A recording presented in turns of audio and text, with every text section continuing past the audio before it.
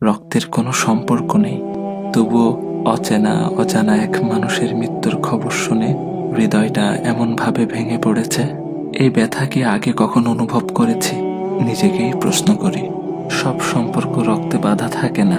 কিছু মানুষ না জেনেই না চিনেই হৃদয়ের সবচেয়ে নরম জায়গায় স্পর্শ করে যায়, আর চলে গেলে রেখে যায় নামহীন এক দীর্ঘ কষ্ট। কেন জানি মনে হচ্ছে এই শোকটা শুধু তার চলে যাওয়ার নয়, এ যেন মানবতার এক নীরব অংশের বিদায়। চেনা ছিল না, কথা হয়নি কখনো, তবু তার অনুপস্থিতি হৃদয়ে গভীর শূন্যতা রেখে গেছে। একটা জিনিস খেয়াল করেছেন? আমার ভাই ওসমান হাদিকে গুলি করা হলো জুমার নামাজের পর, আর তিনি তার রবের ডাকে সাড়া দিয়ে চলে গেলেন জুমার রাতে। আহ, কত সৌভাগ্যের মৃত্যু! আল্লাহ সুবহানাহু ওয়া তাআলা আমার ভাইকে শহীদ হিসেবে কবুল করুক, জান্নাতের উচ্চ মাকাম দান করুক, শোকাহত পরিবারকে ধৈর্য ধারণ করার তৌফিক দান করুক।